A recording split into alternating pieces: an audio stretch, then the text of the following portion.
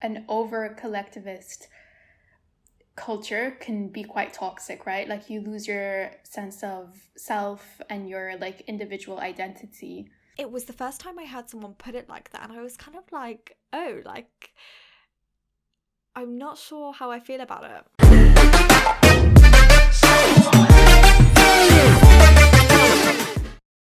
Okay, so we decided that we would answer the same question that Amina picked out from her card game. Are you ready, Aisha? I am so ready. So the question that she picked out is, what's one cultural tradition that you hope to pass down, and what is another that you definitely will not?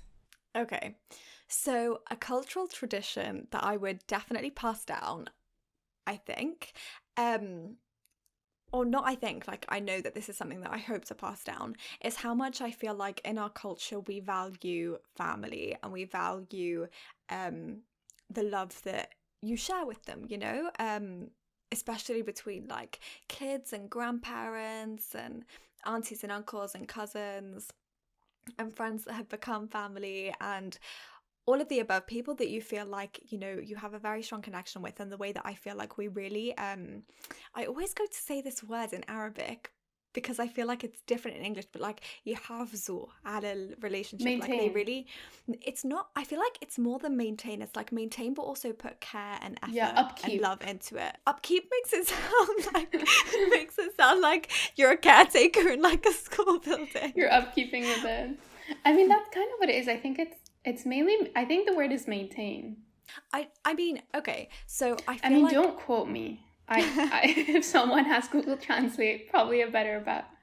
I feel like it's just nice the way that we value those that we love, and the way that we love itself, I feel like is very rich in our culture. I would also say in Irish culture, family ties, especially with grandparents and kind of like making sure you visit every day, is very much there.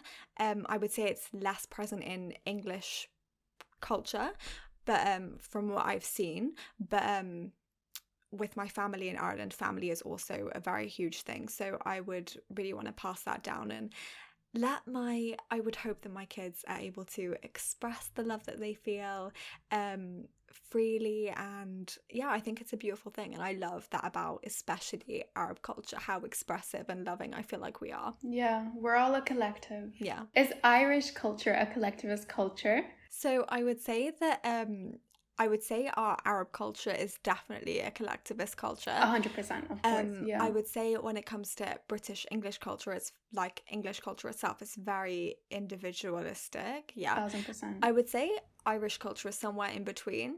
Like there's definitely still that, okay, so maybe the kid is likely to move out maybe when they're 18 or maybe a bit older, but they would go and visit their family every day. Or I mean, that's how it was, at least for my family in Ireland. I can't speak on everyone, but I know that, I mean, my grandparents in Ireland had 13 kids, and there was maybe about 3 or 4 of them that were definitely like wanting to do their own thing, but the rest honestly would be at my grandparents' house every single day, which was very, very similar to how it was back in Syria.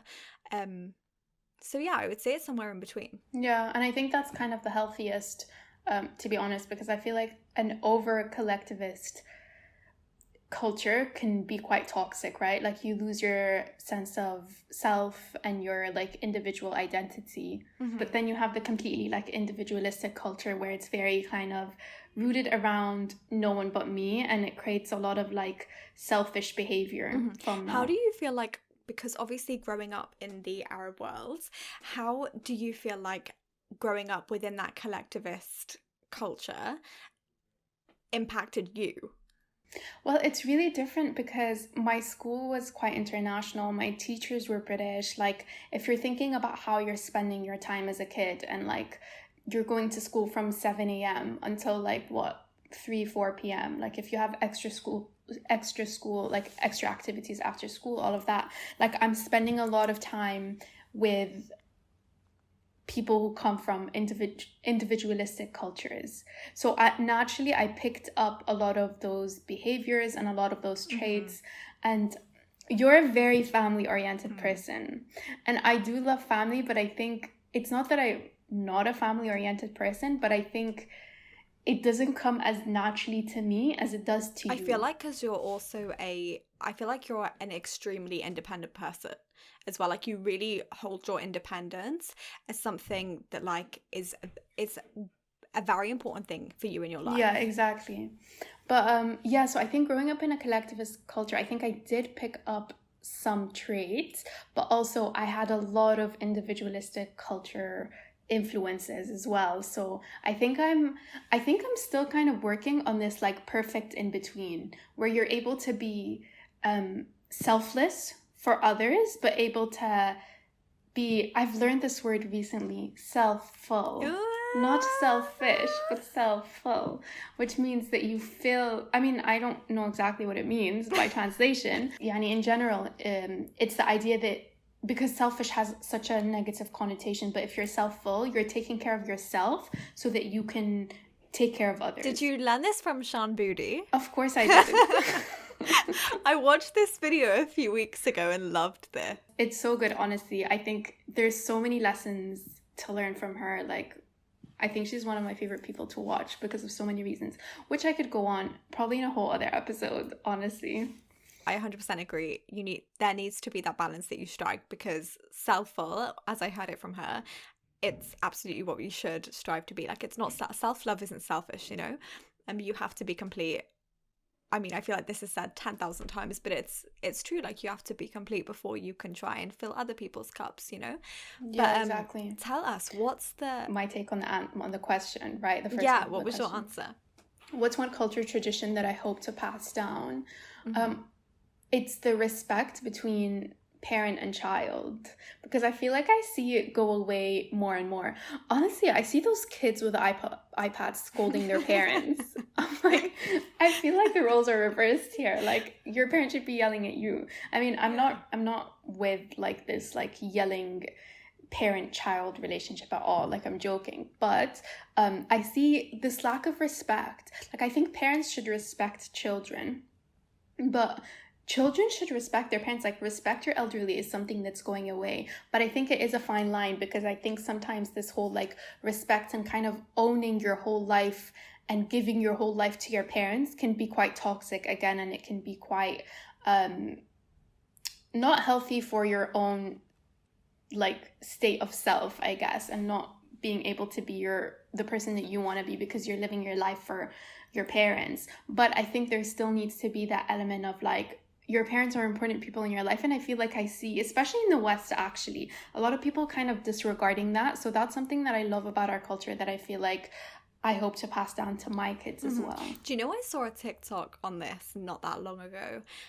It was of this woman. I think her channel on there is mainly about like parenting and stuff like that, and she basically had said in this TikTok, she was a white American woman, and she had basically said, I'm gonna share an unpopular opinion.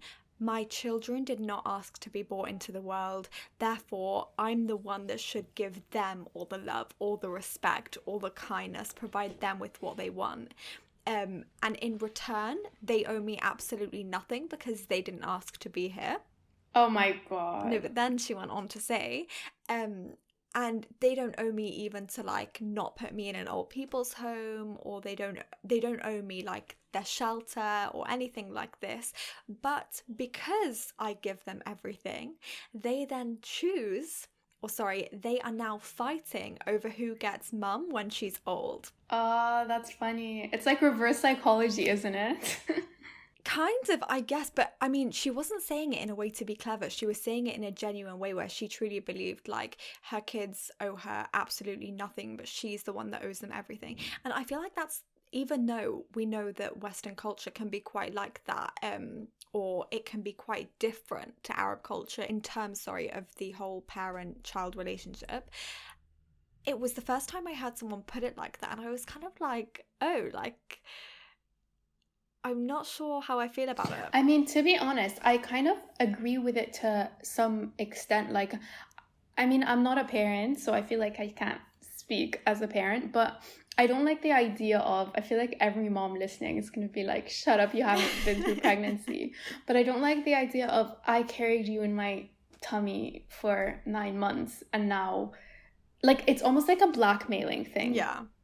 Do you know what I mean? Like, I held you in my tummy for 9 months, so now you have to behave. But no, you have to behave because I'm your mom, not because I carried you in my tummy for 9 months. I think people say that, though, so that they know the value of a mother and the struggle that a mother had to go through to have us, you know, because I think if we take any parent for granted, I feel like it's usually the mother, because we're just so used to them doing all the work, like cooking, cleaning for us, like doing everything for us while our dads are out hard working for us, you know. But like, I feel like it's easy to sometimes to take the mother and what she does for granted, and then you realize when you move out, you're like, wait, I have to do my own washing, I have to do my own like cooking every day. I mean, some people do that when they're at home, so maybe we're just spoiled. Maybe we are. But the thing is, I'm not disregarding the glory of a mother, but I just think there's kind of an element of like the child being guilt tripped into respecting their mom because she carried them in her stomach for 9 months. But actually, they should respect her because she's your mother, the same way that you should respect your father because she's your father. Do you know, even that concept of what I was saying about that American woman who had said, my children didn't ask to be brought into the world. The thing is, though, that was God's will. Like, because then that takes you back to what you believe in, because technically those children didn't ask to be brought into the world. She didn't bring them into the world. She brought a human body into the world, and God decided what soul would go into it and all of this other stuff. Do you know what I mean? So, like, yeah, very interesting.